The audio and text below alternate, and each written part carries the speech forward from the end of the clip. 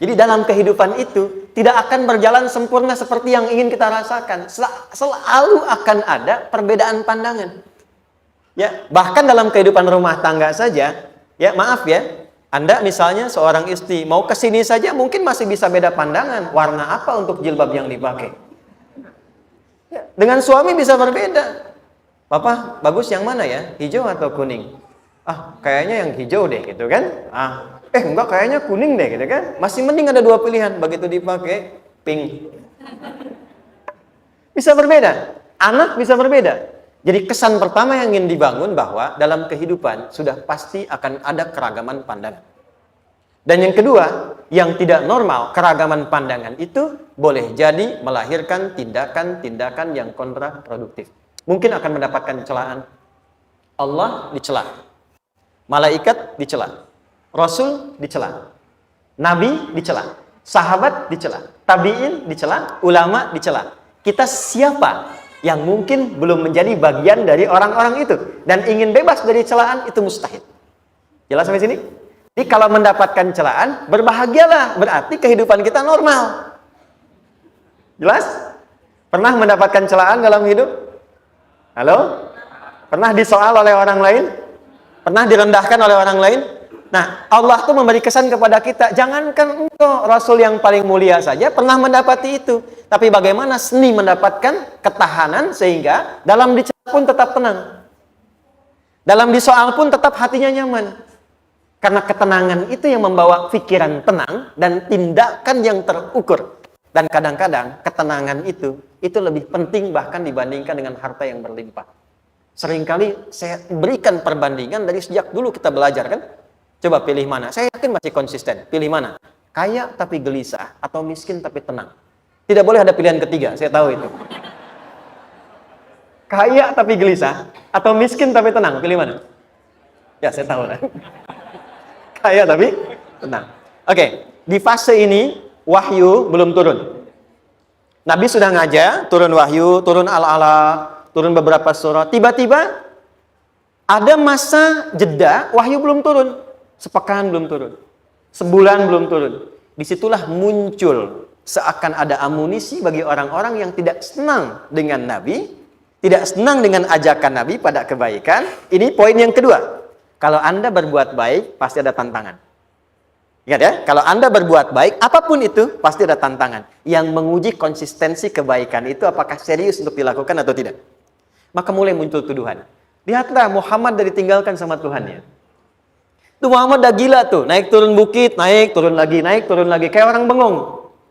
Muhammad udah ada beban di pundaknya. Jangankan umatnya, Rasulnya saja yang mengklaim Rasul punya masalah katanya, ya kan? Dan ditinggalkan Tuhannya, kok masih mau ikut Muhammad? Maka dalam keadaan itulah kemudian ditunggu, naik turun, turunlah kemudian dua surah sekaligus, surah 93, surah 94, yaitu surah Ad-Duha dan Al-Insyirah.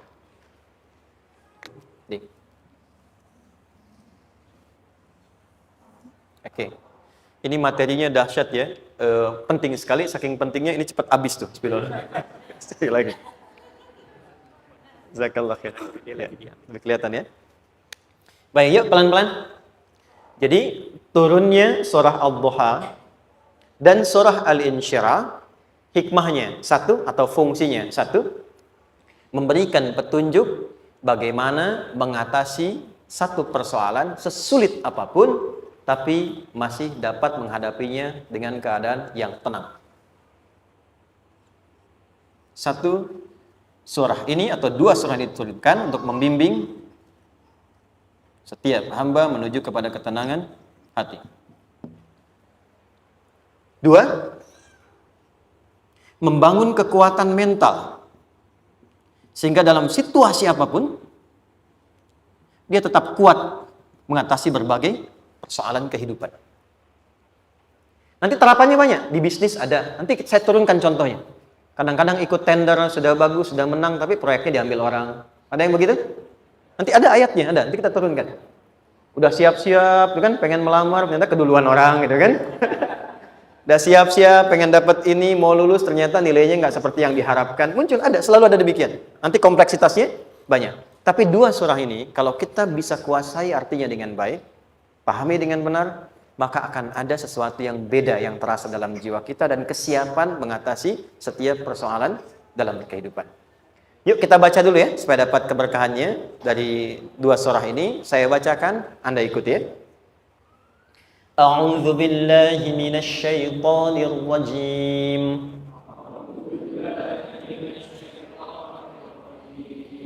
Bismillahirrahmanirrahim. Wadduha wal-laili idza saja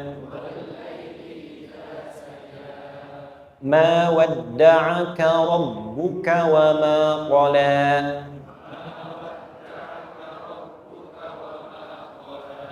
ma wadda'aka rabbuka wa ma qala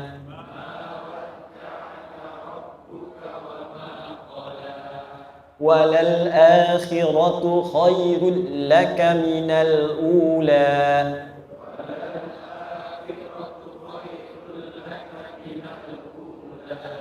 wala sawfa yu'tika rabbuka fatarda.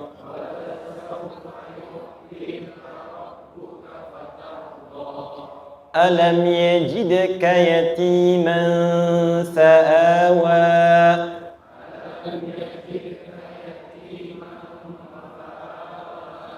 wa wajadaka dhallan fahada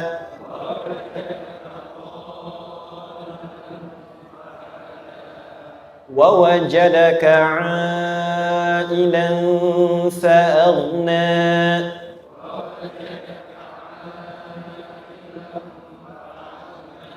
فأما اليتيم فلا تقهر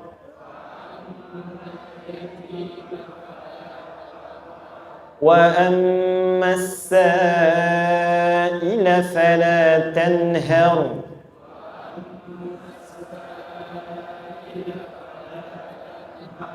وأما بنعمة ربك فحدث.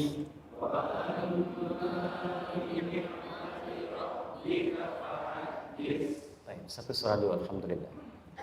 Izin saya bacakan tadi untuk diikuti supaya setidaknya kalau kita pulang dan ditanya bagaimana hidupmu engkau jalani, seperti apa engkau berinteraksi dengan Quran yang telah aku turunkan, maka kita pernah menjawab, ya Allah, kami pernah bacakan itu. Jangan pernah kita berkehidupan sampai wafat dan tidak pernah berinteraksi dengan Quran walaupun sekedar membacanya. Wadduha, aku bersumpah, setiap huruf waw yang berada di awal kalimat di satu surah itu makna utamanya berarti sumpah. Ya, qasam, sumpah. Seringkali diartikan demi, ya. Wal asri, demi masa. Wal fajri, demi waktu fajar. Wal laili, demi malam. Intinya sumpah. Sebentar, pelan-pelan. Kalau Allah menyampaikan sesuatu kepada kita, yakin tidak? Saya ulang, yakin tidak? Serius? Hah? Kalau yakin, kenapa tidak dilakukan? Itu pertanyaan besar ya. Baik, kalau Allah menyampaikan, tidak bersumpah pun, harusnya kita yakin. Tapi kalau Allah bersumpah, dalam kaidah ilmu tafsir, berarti ada sesuatu yang sangat penting. Yang saking pentingnya akan sangat dibutuhkan oleh setiap hamba, sehingga diminta setiap hamba itu fokus menyimak apa yang mau disampaikan. Bahkan saking pentingnya menyimak itu, Allah bersumpah. Jelas? Kalau teman-teman menemukan di Quran ada ayat dibuka dengan sumpah, berarti ada kasih Allah yang tinggi yang akan disampaikan di ayat itu sampai meminta kita fokus untuk menyimaknya. Ad-duha, untuk memudahkan maknanya, teman-teman, kalau waktu duha itu jam berapa ya? Oke, sebetulnya dimulai sejak matahari itu mulai naik, yang memantulkan, ya, atau menyinari cahayanya itu mulai terasa lembut. Ya, kalau misalnya kita ambil 1,5 jam setelah subuh. Sekarang subuh 4:30 lah, taruhlah 4:30 ya. 1,5 jam berarti jam 6 kan? Nah, itu awal duha tuh. Awal duha. Sampai ke pertengahan kurang lebih 9:30, jam 10. Akhir duha jam 11 sampai menjelang ke zuhur. Awal duhanya disebut dengan syuruk namanya. Syuruk. Jadi syuruk tuh awal duha. Kalau sudah jam 6 ada cahaya matahari ya. Enak nggak ke tubuh kita itu? Nyaman nggak? Jam 8 enak nggak kalau berjemur ya? Jam 9 enak ya? Nah, ini kata kiasan dalam bahasa Arab. Kalau kita merasakan sesuatu yang enak, nyaman, memberikan manfaat yang banyak, itu orang Arab sering memberikan kiasan dengan waktu-waktu tertentu. Di antaranya duha. Jadi kalau kita menemukan kalimat duha, jangan langsung diartikan ke waktu duhanya. Boleh jadi yang diinginkan adalah makna di balik itu, yaitu semua kenikmatan dan kenyamanan yang didapatkan. Cara mengartikan ini, wadduha, aku bersumpah, kata Allah, ya Muhammad, demi semua kenikmatan yang kau rasakan dalam hidup, seperti engkau merasakan kenikmatan cahaya duha itu. Jelas? Wal-laili idza saja, dan aku bersumpah, al-lail, lail itu apa? Malam. Baik, lail turunannya, layali jamaknya, lela, lili, lala, itu malam. Jadi kalau ada ibu leli, ibu malam-malam ya. Lail. Oke. Lail itu malam. Malam gelap nggak? Gelap. Tapi kalau gelapnya gulita, tidak ada cahayanya, gelap betul gitu. Gelap ya. Misalnya sedang kita dapati misalnya satu momentum padam lampu, padam semua, dan pas gerhana misalnya gelap sekali. Nah, itu bahasa Arabnya disebut dengan saja namanya. Ya, saja. Wal laili idza saja. Dan malam apabila telah gulita, zaman Nabi kan gak ada lampu ya, belum ada PLN ya, dan seterusnya, jadi gelapnya betul-betul gelap. Saya mau tanya sebentar, biasanya kalau situasi gelap itu mudah nggak menemukan benda tertentu? Melangkah mudah atau sulit? Tidak mudah untuk dilakukan kan? Dalam bahasa Arab, kalau kita ingin mengungkapkan satu kegamangan yang luar biasa sampai kita merasakan gelap dan sulit melangkah, bukan hanya karena nggak ada cahaya, mungkin karena ada pekerjaan tertentu yang menyulitkan, masalah tertentu yang menyulitkan, sehingga merasa seakan-akan kita tuh gelap. Makan nggak enak, melangkah susah. Pernah nggak merasakan situasi yang saking beratnya satu beban itu seakan-akan makan nggak mau, melangkahnya berat, ada vertigo, kadang-kadang pusing. Pernah merasakan itu? Itu bahasa Arabnya, wal-laili idza saja. Perhatikan kalimatnya, ya Muhammad sallallahu alaihi wasallam. Aku bersumpah demi semua kebahagiaan dan kenikmatan yang engkau pernah raih seperti merasakan kenikmatan cahaya duha. Dan mungkin persoalan hidup yang pelik yang membuat engkau merasakan kesulitan seakan-akan merasa di suasana gelap yang gulita. Ma wadda'aka rabbuka wa ma qala. Tanamkan dalam jiwamu yang paling dalam, aku tidak akan pernah meninggalkanmu. Ada suami pulang dari pekerjaan, mendapati istri sedang termenung dan mengalir air matanya. Tiba-tiba suaminya datang mengatakan, hangat sekali pada istrinya, di sampingnya, membelainya dan mengatakan, "Ma, demi semua suka yang pernah kita lalui bersama, dan demi duka yang mengalirkan air matamu saat ini pun, tanamkan dalam hatimu yang paling dalam, Papa akan selalu bersama Mama dalam setiap situasi itu." Kira-kira para ibu merasakan itu bagaimana perasaannya?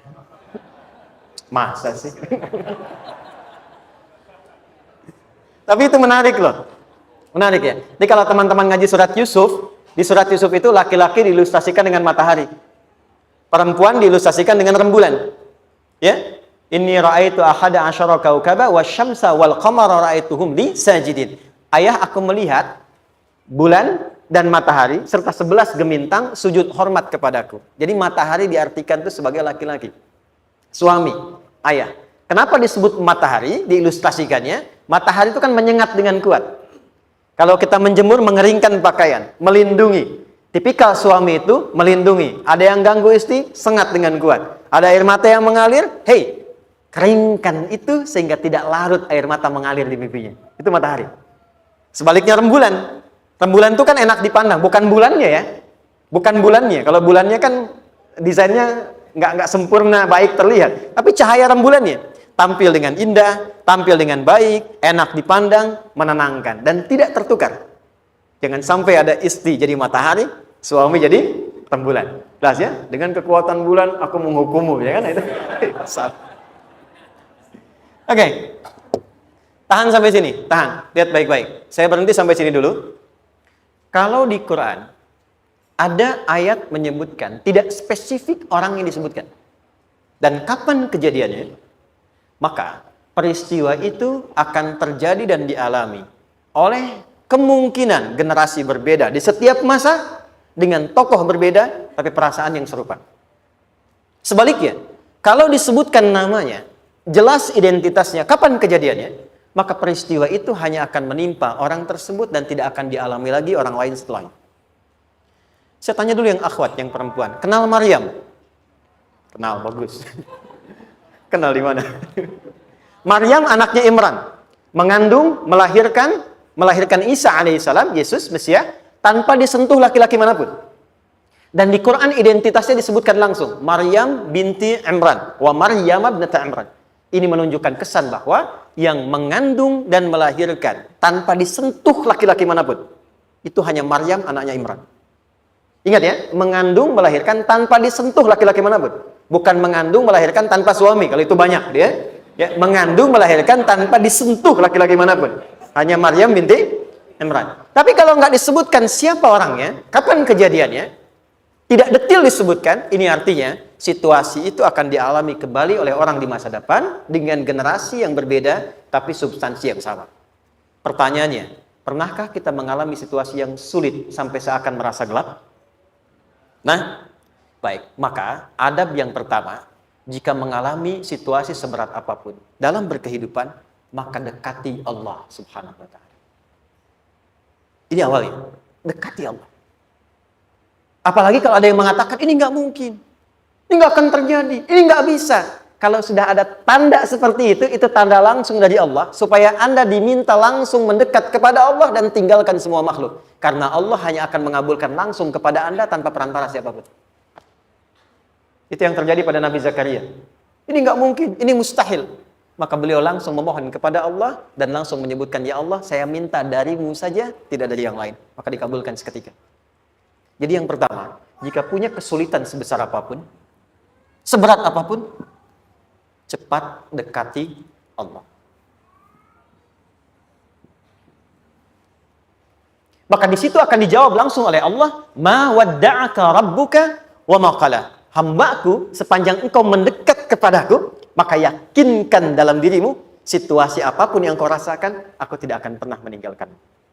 Sudah? Satu? Paham sampai sini? Oke.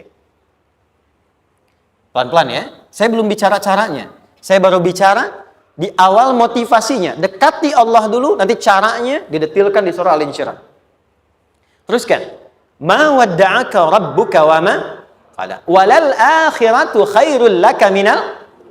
Perhatikan. Hei, seberat-berat bebanmu saat ini, ingat, satu saat akan tuntas. Dan ini pun ujian. Kalau sudah meninggal, gak ada ujian lagi. Dan nanti kehidupan yang sekarang, apapun yang kau pertentangkan, perdebatkan, perselisihkan, itu semua akan ditinggalkan. Jadi ternyata Allah mengungkap hakikat kehidupan dunia. Apapun yang diperselisihkan, tuh unik ya. Orang berselisih pada yang akan ditinggalkan. Aneh nggak? Ada orang berebut makanan, ya kan? Rebutan sampai berkelahi dan sebagainya. Pada akhirnya, makanan yang diperebutkan itu pun akan ditinggalkan. Yang ini meninggal, itu meninggal. Jadi memperebutkan sesuatu yang pada akhirnya akan berakhir. Kata Allah, Allah sampaikan, jika Anda mengalami situasi, sesuatu yang mungkin membuat berat, tanamkan pada jiwa kita, hei, yang aku kejar-kejar ini, boleh jadi aku akan tinggalkan juga. Kenapa aku harus menangisi dan larut pada sesuatu yang tidak abadi? Maka Allah hibur kita dengan mengatakan, kamu tenangkan diri dulu. Semua yang kamu pikirkan sampai membuat kamu berat begini, pada akhirnya kamu tinggalkan. Dan yang abadi itu akhirat. Walal akhiratu khairul laka minal. Dua, pelan-pelan sikapi setiap masalah dengan proporsional. Jangan terlalu larut dalam sesuatu. Dapat job satu, pengen, dah siap, kontraknya besar, tiba-tiba hilang. Dipikirin, Anda mikirkan itu pun nggak akan balik. Proporsional aja dulu. Ya, nanti caranya akan turun nanti di alim syirah. Tenangkan diri dulu. Prasangka baik kepada Allah Subhanahu wa taala. Boleh jadi apa yang Allah ingin berikan sebagai pendahuluan sekarang belum sampai kepada kita karena Allah menyiapkan yang lebih baik di balik itu. Kita belum tahu ada apa di balik itu sehingga kita tidak dapatkan itu. Sehingga kemudian Allah katakan walal akhiratu khairul laka minal ula. Teruskan. Wala saufa yu'tika rabbuka.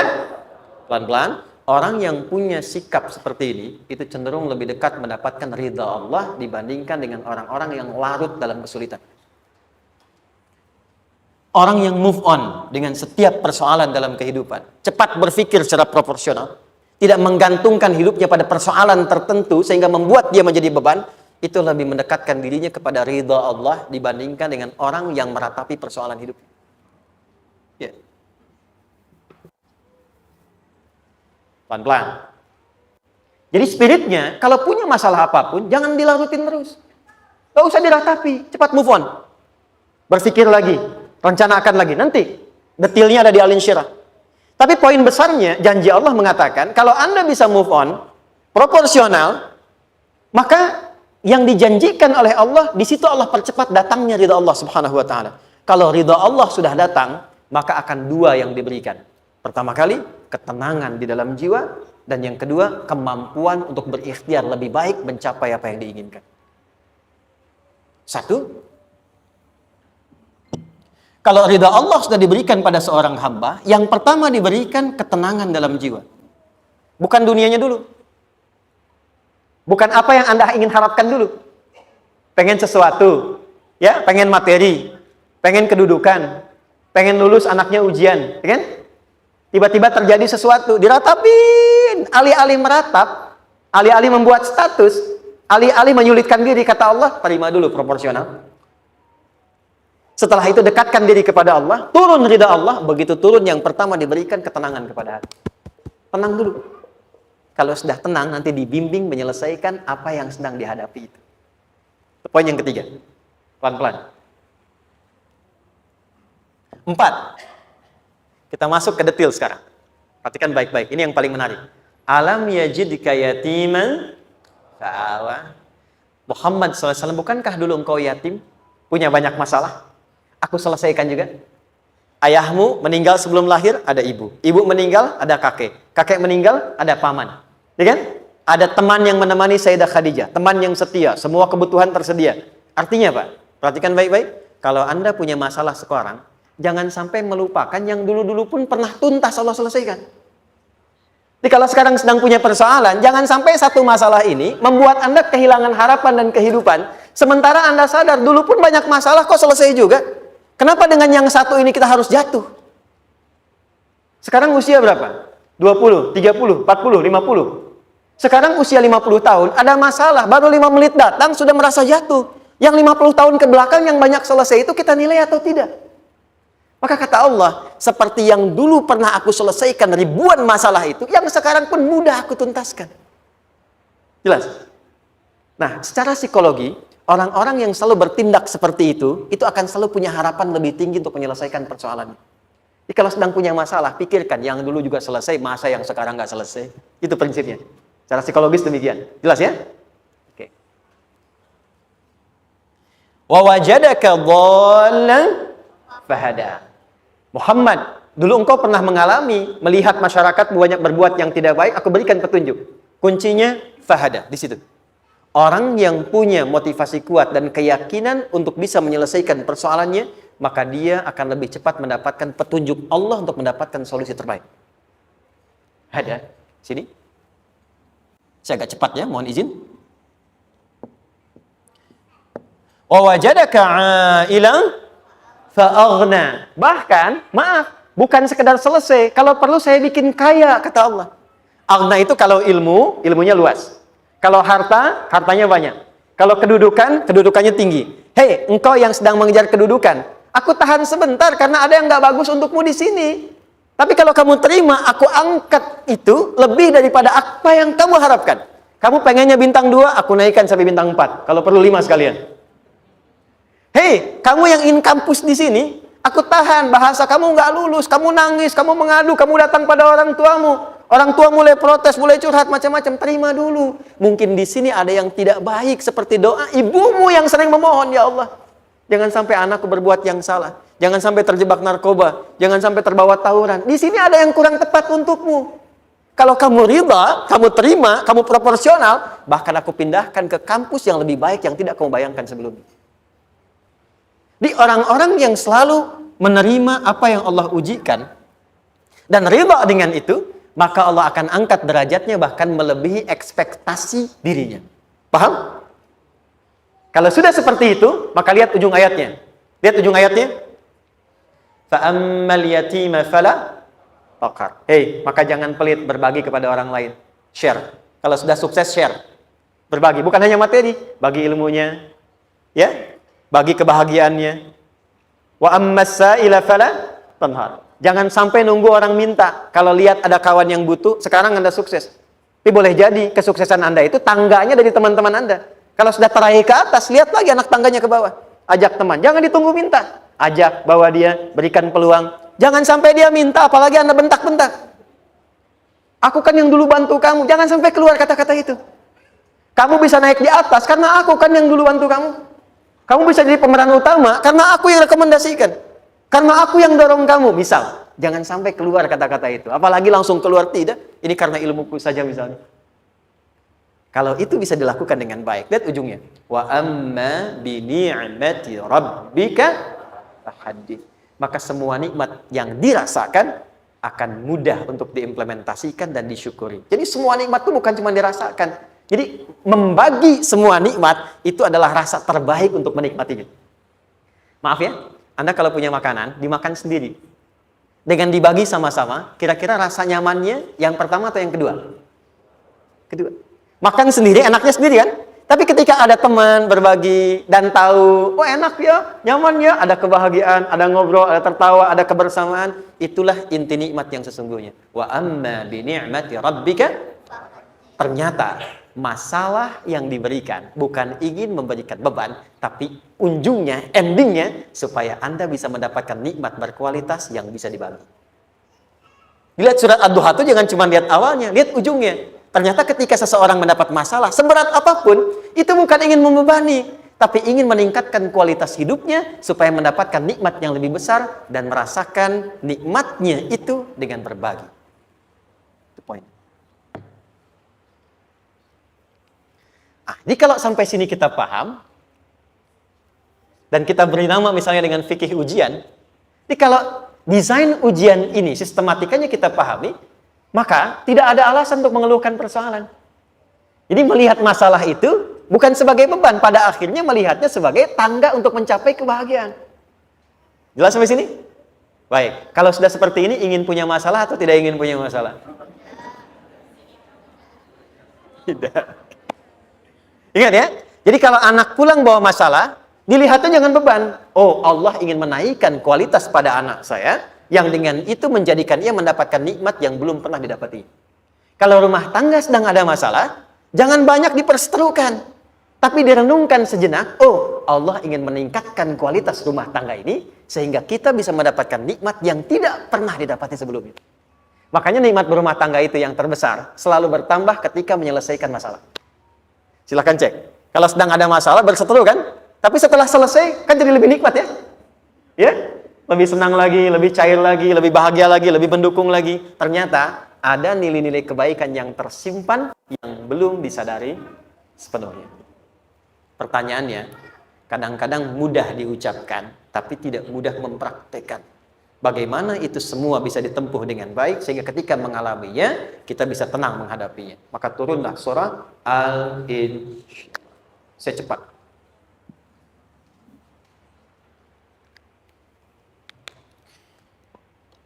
Teman-teman, ini apa?